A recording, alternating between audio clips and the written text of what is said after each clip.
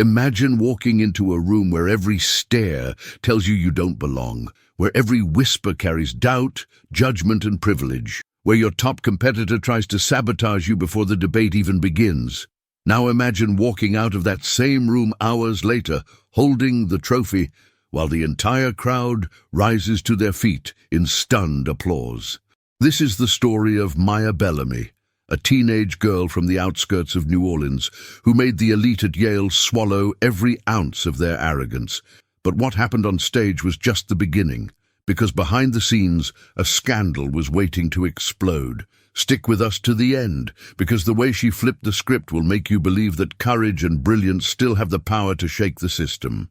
And before we dive in, hit that like button and subscribe to the channel. Your support helps us keep bringing powerful, true stories to light. Who let you in here? The voice sliced through the room like a knife wrapped in silk, polite on the surface, but soaked in sarcasm. Gregory Hawthorne III stood near the front of Yale's grand lecture hall, his navy blazer crisp, posture perfect, and confidence radiating like he owned the air itself. He didn't need to say her name. His eyes said it for him, locked on the girl standing awkwardly at the back of the room. Maya Bellamy, 17, from the 7th Ward of New Orleans, clutched her tattered notebook like a shield. Her sneakers were worn, her blazer was thrifted, her accent, slow, melodic, and unmistakably Southern, felt out of place among the clipped tones of prep school prodigies and private academy airs. Whispers swirled. Is she even on the list? Thought this was an invitational, not open mic night. She heard every word, every giggle, every sharpened sneer, but she kept her eyes fixed forward on the woman arranging the speaker list, Professor Eleanor Grant. Known for her brutal critiques and unshakable standards, Grant barely glanced at Maya, but that half-second flicker of recognition was enough. The day was meant to be informal, icebreakers, warm-up rounds, networking. The other students exchanged resumes like trading cards. They formed groups, took selfies, flexed pedigrees. Maya stood alone, her back against a window, tracing the edges of her notebook. Inside were speeches handwritten at midnight, rebuttals built with her mom's help after long diner shifts, and affirmations scribbled in the margins. You belong in every room you enter. Gregory's voice rang out again, louder this time, baiting the crowd. Hey, Professor, are we accepting community volunteers this year? Laughter followed.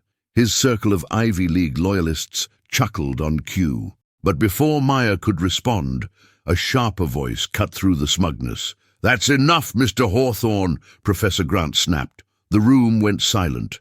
Gregory gave a theatrical bow, pretending to be chastised, but his smirk remained. Later that afternoon, the debate topic for the elimination rounds was announced. Resolved, the role of socio-economic background in university admissions should be minimized. The irony wasn't lost on Maya. Her fingers scribbled furiously as the lecture continued. Because this wasn't just a topic, it was her life. That evening, as students formed prep groups, Maya sat alone in a quiet corner of the library. Her cracked laptop glowed with dozens of open tabs, Supreme Court rulings, Yale's admissions history, socio-economic data. Her phone buzzed with a text from her mom. You got this, baby. Make 'em listen.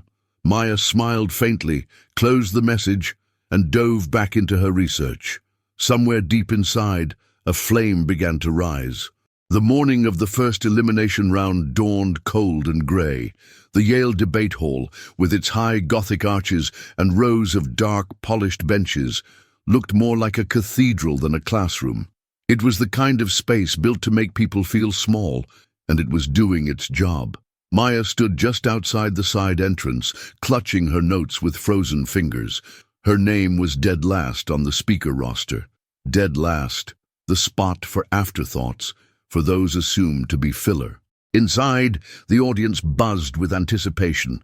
Students, professors, even a few journalists from local Ivy League publications had filled the pews. The buzz wasn't for her. It was for the others, like Gregory Hawthorne, Yale's own golden boy, who would speak first. She watched from the doorway as Gregory took the stage like it was a Broadway opening. His voice, polished, diction flawless. His argument? A blend of statistics and personal anecdotes, all delivered with a rhythm that had the audience nodding and the judges smiling behind their pens. Every word from him was like a silk glove, soft, smooth, and hiding something sharp. Speaker after speaker followed, each one more refined than the last. Their voices carried the weight of elite coaches, private training, and years of national competition. Maya's heart pounded harder with each passing round. Her name crept closer. Then the moderator called it, Maya Bellamy, representing Southeast Regional Public Forum. Silence. A pause just long enough to feel like a judgment. She stood slowly. Her feet felt heavy, her throat dry. She walked down the center aisle under the watchful eyes of students who'd already decided how this would go. Some smirked, some whispered, others just waited for her to fail. She reached the podium, set down her battered notebook, adjusted the mic, and then she spoke. "Before I begin," she said softly, "I'd like to thank Yale for the invitation, even if some people here believe I shouldn't be standing in this room." Gasps, laughter, uncomfortable, surprised, then silence. She didn't pause. With a deliberate calm, she launched into her case. She didn't have Gregory's stage tricks. What she had was something else entirely, raw conviction. She spoke of schools where kids shared torn textbooks, where working air conditioners were luxuries, where college prep meant surviving. She quoted Supreme Court cases. She cited longitudinal studies. She pivoted mid-speech into personal narrative. "Some of us weren't born with legacy admission papers waiting on our pillow," she said. She looked up, locked eyes with Gregory. "Some of us had to earn every single invitation, including this one." No applause, not yet. But the silence that followed wasn't apathy. It was focus, attention. Even the judges leaned in. She ended with this: "Minimizing the role of socioeconomic background isn't about fairness. It's about denial. And that denial writes kids like me out of the future before we even start." She stepped down. Then, slowly, a few claps, then more. It wasn't a standing ovation, but it was real, and it was hers. Gregory smirked as she passed him. "Cute speech," he whispered. "Let's see if it matters." She didn't answer. She didn't need to. Later that day, the rankings were posted outside the lecture hall. Maya approached the board alone. The top 16 names would move on. Her eyes scanned the list. Every name felt like a mountain. Then, Maya Bellamy, rank 12. A sharp breath escaped her lips. She'd made it, not at the top, but not eliminated. She had survived. Behind her, she heard Gregory's voice again, mocking, "Well, look at that. Miracles really do happen." Still, she didn't turn around. She knew better than to feed wolves with her fear. That night, back in her tiny dorm room, she laid out her notes on the thin twin mattress. The topic for round 2 had just landed in her inbox. Resolved, affirmative action policies do more harm than good. Her jaw tightened. This wasn't just another debate, it was personal. And this time, they were going to make her defend or challenge the very reason some thought she was even standing there. The fluorescent lights buzzed faintly as Maya hunched over her laptop in the dorm's common lounge. Most students had gone out for drinks or quiet dinners, celebrating their advancement to the next round. Maya had no such luxury. The irony of the topic wasn't lost on her. Affirmative action policies do more harm than good. They wanted her to debate the very foundation of her presence there. She stared at the blinking cursor on her screen, doubts creeping in like smoke through a crack in the window. What if they were right? What if she was just a diversity pick? What if the only reason her name was on that list was to check a box? Her phone buzzed. "Mom, remember, baby, you've never needed anyone's permission to be great." Maya closed her eyes, took a breath. The smoke cleared. With renewed purpose, she pulled open dozens of tabs. Supreme Court rulings, data on underrepresented student outcomes, alumni testimonies, news archives. She outlined arguments for both sides. If they wanted a fight, she'd come prepared to swing from every angle. She worked until 2:34 a.m. Her desk was cluttered with snack wrappers and highlighters. Her eyes burned, but the skeleton of her speech was done. It wasn't just good, it was fire. Then came the email. Subject, revised topic assignment. Urgent sender debate.committee Gadmin Yale edu. She clicked immediately. The message was brief. Due to scheduling conflicts, your debate topic has been switched. Please prepare to argue. Resolved. The American education system rewards conformity over creativity. Failure to comply may result in disqualification. Her stomach dropped. She reread the email 3 times. It looked official. The address, the wording, the signature, all of it. She scrolled through her previous emails from the official debate committee. No mention of this change. No one else had said anything, no announcement on the forum. Still, the fear gripped her. She didn't have time to question it. She shoved aside her well-researched notes and started again from zero, scribbling, typing, panicking. By sunrise, she had cobbled together a shaky speech on the new topic. Not her best, not her style, but it would have to do. At 9 a.m., she stood in the hallway outside the debate hall, clutching her rushed notes. Professor Grant spotted her and frowned. "Miss Bellamy, where have you been?" Maya blinked. "I've been preparing for the topic change. The email said—" Grant's face darkened. "What email?" Maya fumbled with her phone, pulling it up. Grant scanned the screen. Her lips thinned. "This isn't from us." Maya's breath hitched. "But this is a spoofed address," Grant interrupted. "Whoever sent this wanted to throw you off. The real topic is the original one." Maya's blood ran cold. "You have 5 minutes," Grant said sharply. "Prepare."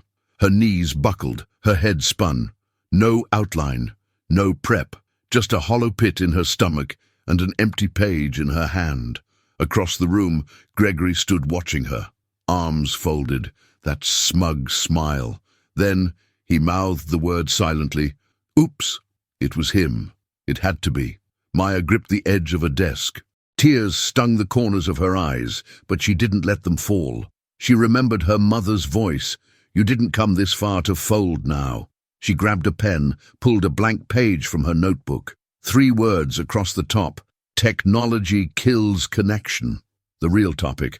Resolved. Technology has eroded authentic human communication. It wasn't a total loss. She could make this work. She jotted examples from school, friends, her neighborhood, social media destroying friendships, screen addiction turning classmates into zombies. Real stories, real pain. When the moderator called her name, she walked to the stage with trembling legs. But her voice, it held. "This isn't just about data," she began. "It's about dinner tables that have gone silent, friendships that now live and die on screens, conversations replaced by curated captions." She wove a narrative not from research, but from reality. The crowd didn't clap when she finished, not immediately, but they stared, silent, gripped. Professor Grant didn't smile, but her eyes followed Maya back to her seat, lingering just a little longer than before. Back in her dorm that night, Maya sat on the floor, her back against the wall. Her phone buzzed. Quarter-final results posted. She clicked the link. Rank 5, Maya Bellamy, advancing to semi-finals. She exhaled. No cheers. No celebration, just a slow, tired smile. Even with sabotage, even with every card stacked against her, she was still in the game. The sun barely pierced the cloudy New Haven sky as Maya walked toward the debate hall, a thermos of stale coffee in hand and fire in her chest. She hadn't slept much. Her nerves buzzed with anticipation, but not fear. Not anymore. Today was the semi-final round, and her topic felt like destiny. Resolved, social movements driven by digital activism are less effective than traditional grassroots organizing. She smiled faintly. This was hers. She'd lived this. From Hurricane Katrina to the Black Lives Matter protests in the streets of New Orleans, she had seen firsthand how hashtags turned into hope, how a tweet could spark change where politicians had failed. As she stepped inside the hall, Maya took in the scene. Her opponent, Priya Shah, ranked second, daughter of Ivy League legacy parents, with a debate resume so long it had its own table of contents. Priya's reputation preceded her, calculated, sharp, and utterly unshakable. They stood backstage, side by side, the silence between them thick with tension. Priya gave Maya a tight smile, polite, dismissive, hollow. Maya returned a nod. That was enough. The crowd packed in. Journalists, faculty, a few alumni from Yale's golden past. The story was building, the Southern underdog versus the Ivy League prodigy, and everyone had already picked their favorite. The moderator welcomed the audience and called the debaters forward. Priya opened. Her voice was crisp and elegant, her pace flawless. She cited academic research, comparing the outcomes of traditional movements like the civil rights era to the fleeting nature of digital outrage. She highlighted the performative risks of online activism and the lack of long-term infrastructure. It was a clean performance. Too clean. Then it was Maya's turn. She adjusted the mic, took a deep breath. "Digital activism doesn't replace boots on the ground," she began, her voice calm but unwavering. "It amplifies them." The room fell quiet. She spoke of her uncle, how he'd died during the botched Katrina recovery efforts, and how it wasn't FEMA that got her family back on their feet. It was online fundraisers, shared by strangers who'd never stepped foot in New Orleans.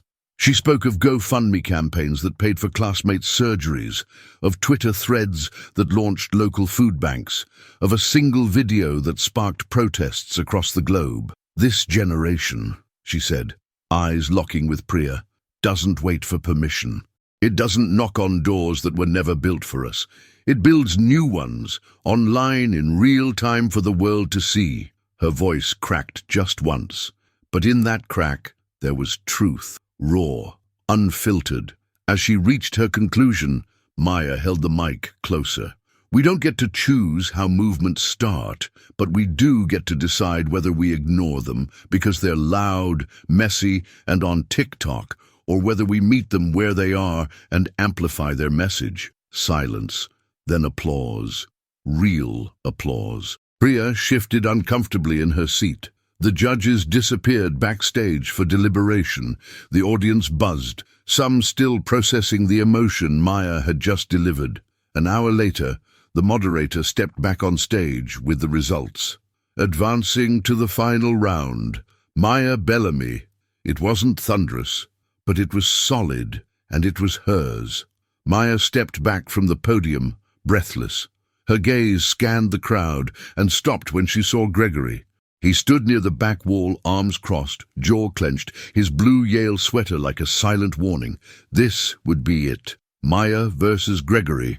Everything they'd carried into this room, the doubt, the sabotage, the whispers, the smirks, it would all come to a head. The finale wasn't about trophies anymore. It was about proving who really belonged. As she walked off stage, Professor Grant appeared beside her. No words, just a firm hand on Maya's shoulder and the faintest nod of approval. Maya exhaled. The next round wouldn't just be a debate. It would be a reckoning. It was the coldest morning yet in New Haven. Clouds hung low over the ivy-covered campus like a warning. Inside Sanders Auditorium, the final round of the Yale National Debate Invitational was about to begin, and it was unlike anything the tournament had seen in years. The cameras were in place. Reporters lined the back wall. Alumni had returned. Professors filled the front row. But none of them came for formality or tradition. They came for the girl from New Orleans. Backstage, Maya Bellamy sat in silence, her debate journal open in her lap. Her hands didn't tremble. Her mind didn't race. She had done the impossible, turned whispers into applause, sabotage into survival. But this was the war. Across the room stood Gregory Hawthorne III, buttoning his navy blazer with the composure of a prince stepping into a coronation. He didn't glance her way. He didn't need to. Because in his mind, this final round was already his. He wasn't just here to win, he was here to bury her. The moderator's voice echoed across the chamber. "Finalists, please take the stage." Maya stood. Her knees were solid, her heart steady. She walked beside him, black girl from the 7th Ward, legacy boy from Connecticut, and took her place behind the polished wooden podium. The debate topic appeared on the massive screen above them. Resolved. Traditional institutions remain the best guardians of academic integrity.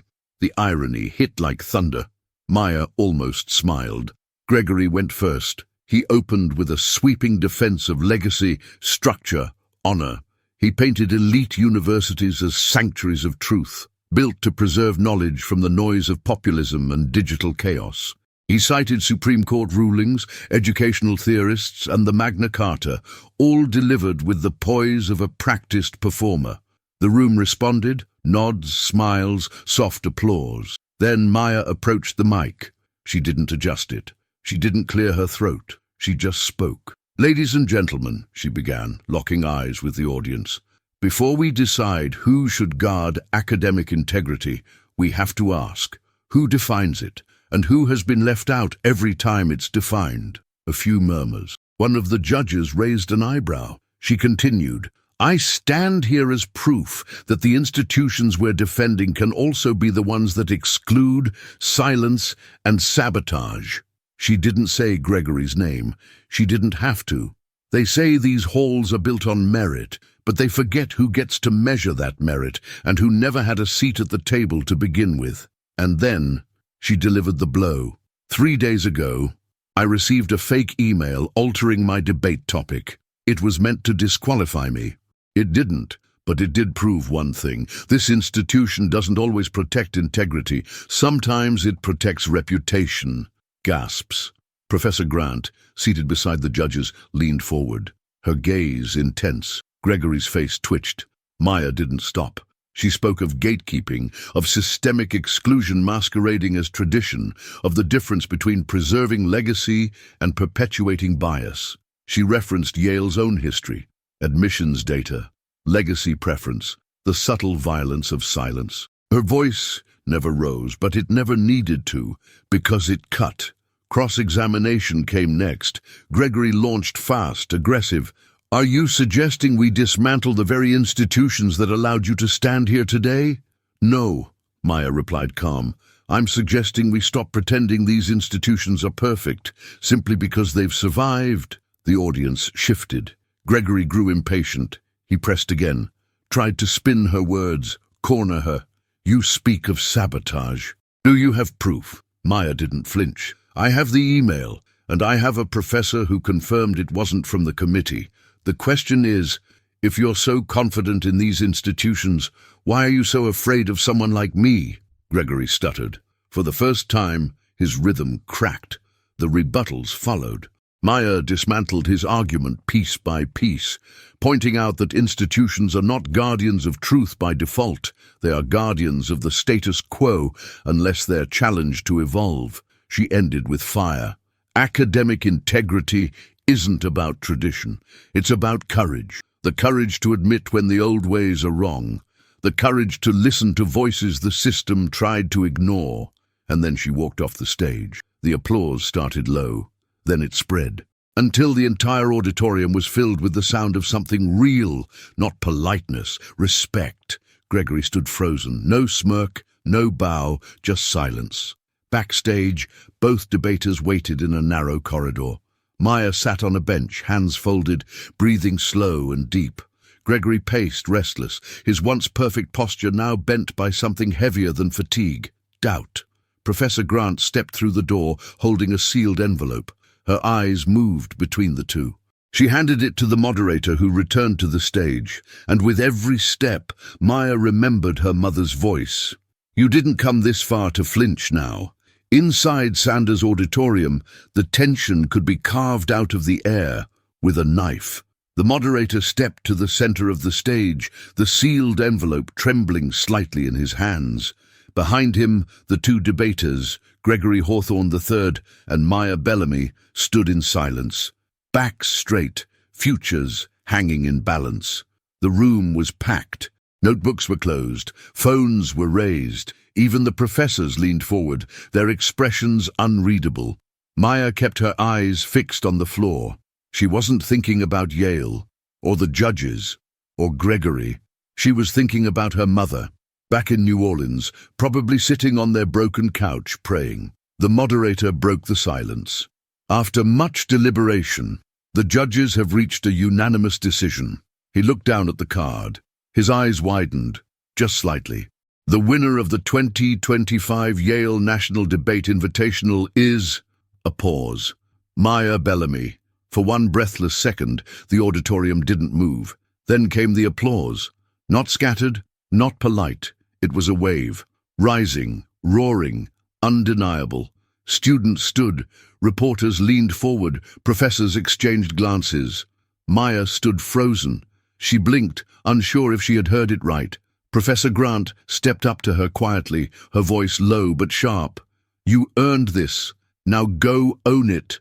Maya walked forward. The moderator handed her a trophy, heavy, polished, engraved with a name no one would forget again. Across the stage, Gregory stood stone-faced. He didn't clap, he didn't look at her. He just turned, picked up his briefcase, and walked off stage through the side exit, leaving his legacy behind in silence. As Maya faced the crowd, the flashes of cameras caught the moment her lip trembled. But she didn't cry, not yet. Later, outside the auditorium, she sat on the granite steps alone. Her trophy beside her, her blazer open in the breeze. Professor Grant appeared, hands in her coat pocket. She didn't sit, she just stood beside her. "They know now," Grant said softly. "Know what?" Maya asked, not looking up. "That you didn't come here to fit in. You came here to rewrite the standard." Maya nodded, quiet. Then, "Do they know who sent the fake email yet?" Grant was quiet for a moment. Then finally, "Yes." The administration confirmed it. It came from Gregory's account. Maya's breath caught. "They're reviewing it internally," Grant added. "But it's unlikely he'll compete at this level again." Maya looked away. "I didn't want it to end like that." "You didn't end it," Grant said firmly. "You just outlasted it." As she turned to leave, she paused one last time. "You didn't just win today, Maya. You changed how they lose." That night, back in the out-of-state dormitory, Maya lay on the small twin mattress, staring at the trophy sitting on the desk across the room. She opened her phone. One new message. "Mom, baby, I told you. You never needed their permission to shine." The tears came then, quiet, relieved, whole. 2 days later, Maya sat alone on a flight back to New Orleans. The debate trophy was stashed in her carry-on. Her fingers still trembled when she touched it, as if her body hadn't caught up with what her spirit had already claimed. The in-flight Wi-Fi buzzed. Her phone lit up. Mentions, articles, hashtags. Maya Bellamy, Yale finals, she belongs. A short clip had gone viral. Maya standing at the podium, her voice unwavering as she declared, "If traditional institutions were flawless guardians of integrity, I wouldn't have had to fight my way through sabotage just to stand here today." Millions watched it. Thousands reposted it. One tweet from a Columbia professor read, "This young woman just delivered the most honest argument on institutional gatekeeping I've heard in years. Hire her now. Better yet, learn from her." CNN picked it up the next morning.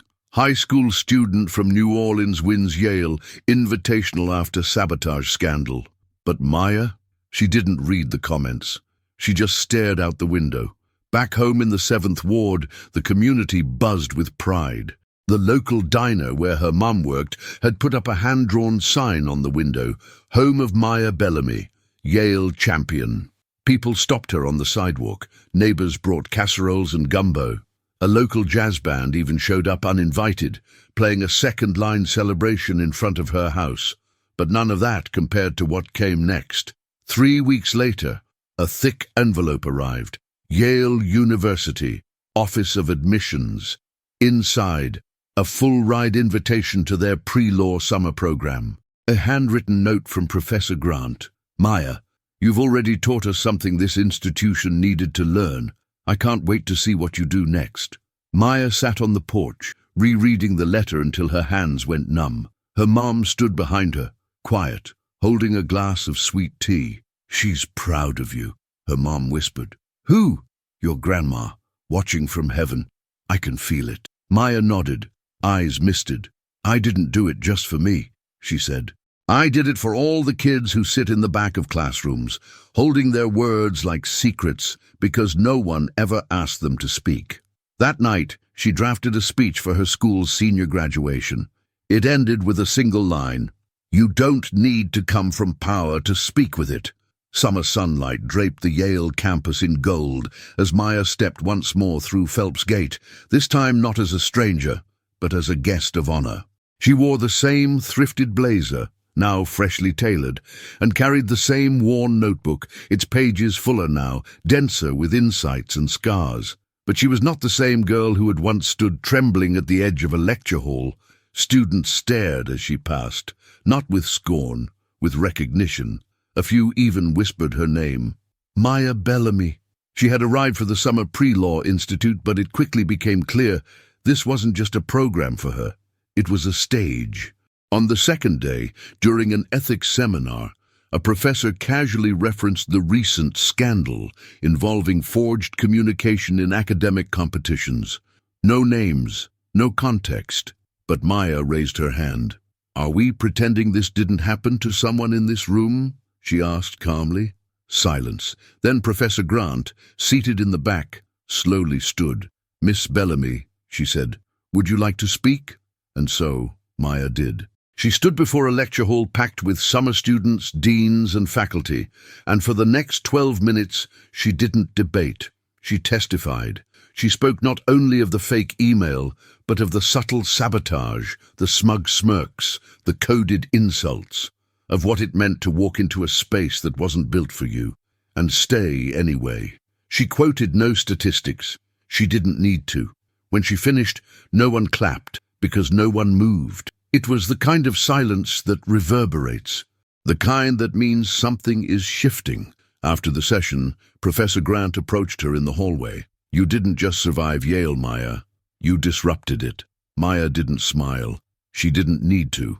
Later that week, a faculty committee issued a confidential reprimand to Gregory Hawthorne. He was barred from future university-sponsored competitions. No official statement was made, but word spread quickly. Whispers turned into truths. Truths turned into change. Yale's debate board quietly implemented new cybersecurity protocols. Anonymous feedback systems were introduced for future tournaments.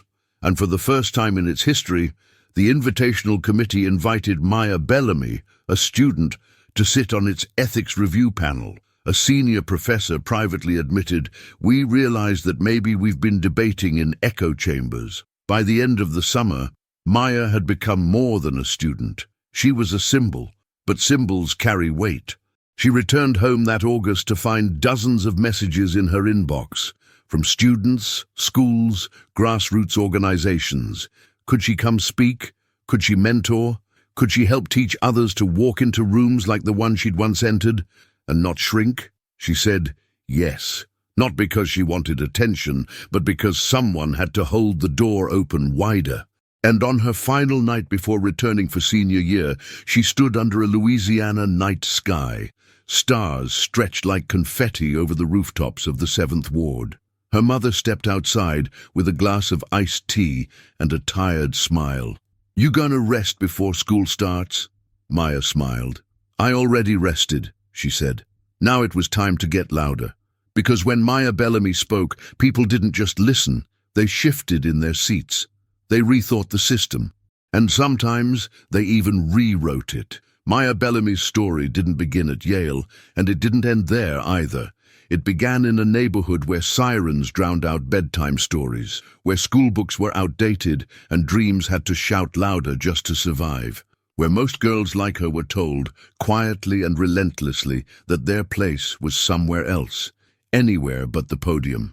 And yet, she stood on the biggest stage of her life, not just to speak, but to be heard. And what she proved, what she forced the world to admit, is that brilliance doesn't ask for permission. It doesn't wear a prep school blazer. It doesn't need legacy alumni or polished accents. Brilliance shows up in worn sneakers and second-hand coats. Brilliance studies under flickering lights and whispers speeches into cracked mirrors. Brilliance survives sabotage, overcomes whispers, outthinks entitlement, and it wins.